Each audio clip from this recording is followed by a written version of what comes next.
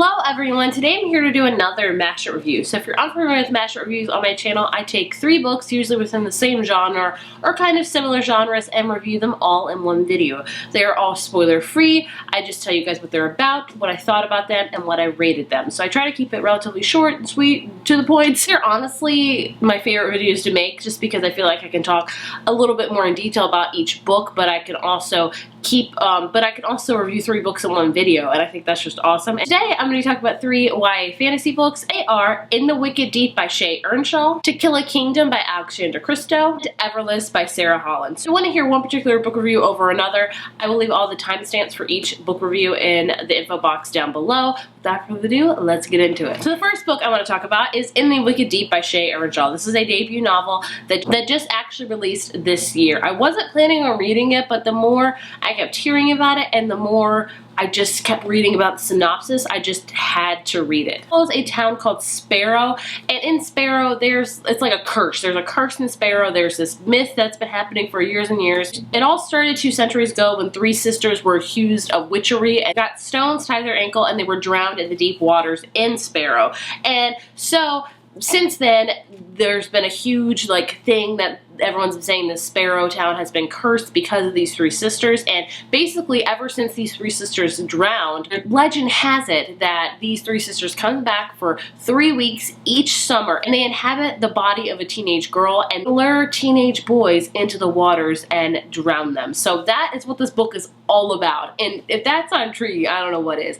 This book is a perfect mixture of hocus pocus, of practical magic, and the Salem witch trials. Basically, it's amazing, and it's perfect to read, I think, in October. I know we're right in spring and I'm reading a witch book, but I really enjoyed reading it this time of year. I don't know. I think a lot of times in October you can just read all the spooky things, and they all kind of run similar and parallel to one another because they're all in the vein of spookiness. But reading a witch type of book in March was quite refreshing, honestly, and I really enjoyed it. I just love how it was a mixture of all 3 of those things, like I just said, and I thought the book executed it so very well. So in this book, like I said, the main thing is about these 3 sisters that come back, but we're actually following our main character, Penny, who lives on an island kind of off the town. So she takes a boat to school every day, and her mother is really kind of a recluse now because their father had disappeared years ago, and very wary about any outsiders because their town has a spectacle. Every summer these people come from out of town to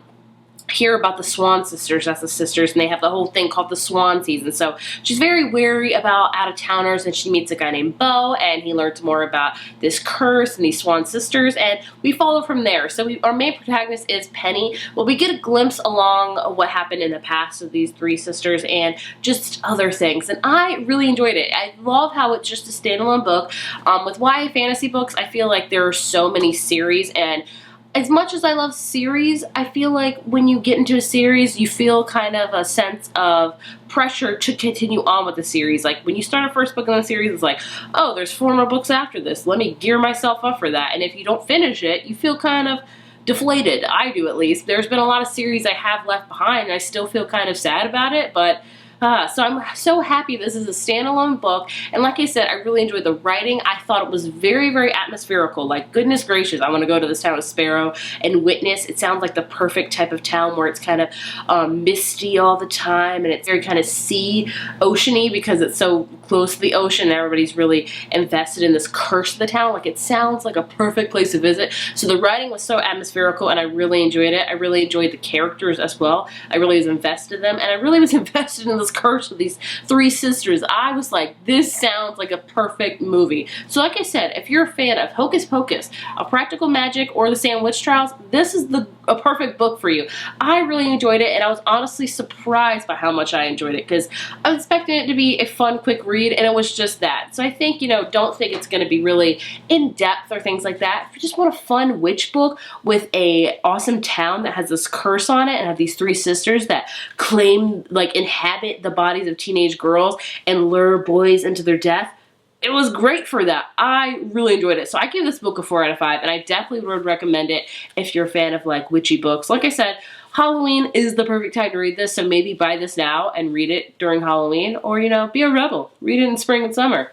I think it was awesome. The next book I want to talk about is another debut novel, and that is To Kill a Kingdom by Alexander Christo. This was on my most anticipated releases for 2018.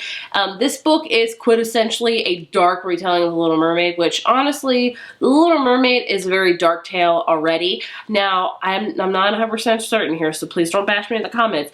I believe that Little Mermaid is like an old elusive fairy tale, or like a Hans Christian Andersen fairy tale, and then Disney adapted it. Even the Disney version, like if you downright strip Little Mermaid to the bare, that's pretty morbid and pretty dark. So, I mean, Little Mermaid's a little bit dark already. But in this book, we follow our main character, Lyra, who is a princess, much like Ariel is a princess, only her mom is the sea queen. And actually, Lyra is not a mermaid, she's actually a siren. And sirens are known for their voices, and they lure men into the waters, into their death, and they rip out a heart. So Lyra has 17 hearts she has collected, and she has them buried, you know, like Ursula does.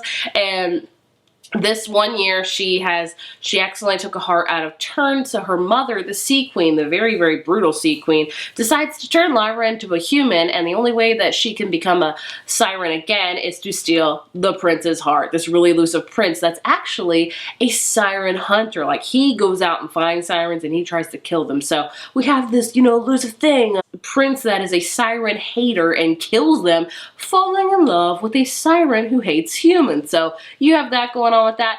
I really enjoyed this one. Again, this is a standalone book. I'm so happy we're getting more YA fantasy standalones. Like I said, series can be daunting. So the fact that the first two books I talked about are standalones makes me really happy, just to know that the story's completed and that's one and done. So I really enjoyed this book for that matter, that I could easily see how this book could become a series, because I think it was really good, honestly, and I could see how you can expand more on it. But I love the way it was ended. I thought it wrapped up the story perfectly, and I'm glad it's just a standalone book. So I have said time and time again that I don't tend to really like mermaid type of siren stories. There hasn't been one that I've loved. Well, I really enjoyed this one, honestly. I found the world to be very interesting. So you have these different kingdoms and things like that. I do think the world building could have been a little bit better. I didn't quite understand the world, and I thought it could have been explained a little bit better. So that's one kind of hindrance I have for this book. But the characters were very, very much, you really wanted them, and I liked how dark this was. I don't think it was like super duper dark, not as dark as I thought it was going to be. I wanted a little bit more grittiness, honestly. But the fact that these sirens were just so bloodthirsty and wanted to rip out hearts of princes and humans, I really enjoyed. So I really like this book. If you're a fan of Little Mermaid or just mermaid and siren stories, I would definitely recommend this book. I love the romance in it, but the romance is not really a center part of the story at all. It's more about Lyra and her, you know, starting off the book being very bloodthirsty, very evil, trying to please her evil mother. And then obviously when we develop further in the book, we learn about Lyra, and she develops more, maybe, you know, morphs into something different. So I really enjoyed for the story that it told and the lesson that, you know, it learned, like how people can change their ways. And like I said, the romance takes a back seat, but it was still very prevalent in the very end of the book. And yeah, like I said, it was, you know, a standalone. I really thought it was great as a standalone. So I give this book a 4.25, maybe closer to 4.5. I really enjoyed it. I was thinking about this book when I wasn't reading it, and yeah, I would recommend this one as well. And the last book I want to talk about today is Everless by Sarah Holland. The first two books I talked about were standalones, but this one is the first book in a series. I don't know how many books it's going to be. This book, we follow this land called Sempira, I don't know how you pronounce it. Basically, the rich control everything. So in this world, time, like your lifespan's kind of contracted from your blood. So they remove like blood from you, and it's like your lifespan. Then they bound it to iron. So like, you know, coins could be like a month long and things like that. And a lot of people can bleed out their lives, or, you know, they run out of lives, and just basically blood like kind of controls how long you're gonna live and how much time you have to live. And these rich people have been alive for centuries, for thousands and years like that, because they just, you know, steal, you know, time and blood iron from the other lesser people. In this book, we follow Jules Ember. Jules lives in this really small town, kind of outside the gates of this big, you know, kind of really big house called the Girling Estate, and she really despises the Girling family. She and her dad were servants there when she was younger, then something happened to her and they fled the town, and they kind of, you know, avoided it ever since. But her dad is really running out of time. He's been giving his blood and time, blood iron, I'm not quite sure how that works, a lot, and he's literally probably going to run out of time very, very soon. So she decides to go work for the Girling Estate because the queen is actually visiting and they could use some extra hands. They're paying a lot of, like, they pay like in blood iron coins. So I think like a day, if you work like a week there, you get like a month of time, which is very interesting and very weird. So she goes to this Girling Estate and she has really fond memories of this one brother that was a Girling and another brother that wasn't, and basically we learn more about the politics and how the rich steal from the poor in this book. So this book I thought had a really interesting premise, the fact that, you know, that you had time extracted from your blood and you could have years and things like that. People, you know, would steal time and things like that. So I thought it was a very interesting premise, but I felt like this book fell flat. I felt like it was a typical YA fantasy book, which I do read a good majority of. I can't say I read like 100 fantasy books a year, but I read a lot of YA fantasy. So I felt like it was kind of like every other YA fantasy, and I didn't really find anything rememberable with this book. The character Jules was a very good character. She had a good heart. She really cared for her dad, and she was overall a morally good person. And I did like her, but she wasn't that rememberable, like I said. And you know, we have a queen and we have this whole story of like the sorceress and the alchemist, and it all got confusing. This whole, you know, plot of, you know, time being extracted from your blood, I thought was interesting, yes, but the more they delved into the backstory of like how the sorceress stole the alchemist's heart and things like that, I got confused so much. I was like, so what's happening? So basically when those two like fell in love, like that's when like the blood became time and became bound to iron, and I was so confused. I was like, what? And then we have this kind of insta-love thing, or that Jules was pining for this one Girling brother over the other, and there was no like validation with that with the other characters. So I thought she was just pining for no reason. I was like, this is making no sense to me. So overall, I really wanted to like this book, but I just didn't. I don't know. The reviews on Goodreads are kind of scattered as well. Some people really like this book, some people don't. I found it to be a middle-of-the-road fantasy book. I don't think it was bad by any means, but I'd say if you're just interested in the fact of how the plot is, where it's like time is extracted from your blood, definitely check it out. If not, I don't know if it's going to be that rememberable. Like by the end of the year, will I be thinking about this book a lot?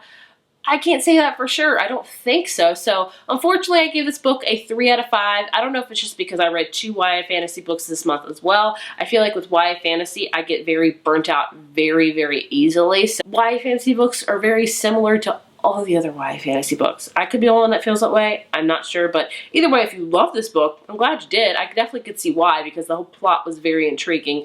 Middle of the road for me, didn't hate it, didn't love it. So there you have it. There are my thoughts and opinions on these 3 books. My favorite out of these 3 were these 2 right here. I enjoyed either one of them. Very, very different things. You know, one's about a sea witch and one's about a regular witch, so take a pick. If you have read any of these books, please let me know your thoughts and opinions. Did you feel the same way I did or differently? I would love to hear them. If you enjoyed this video, be sure to give it a thumbs up, hit subscribe, and I will see you guys in my next one. Bye.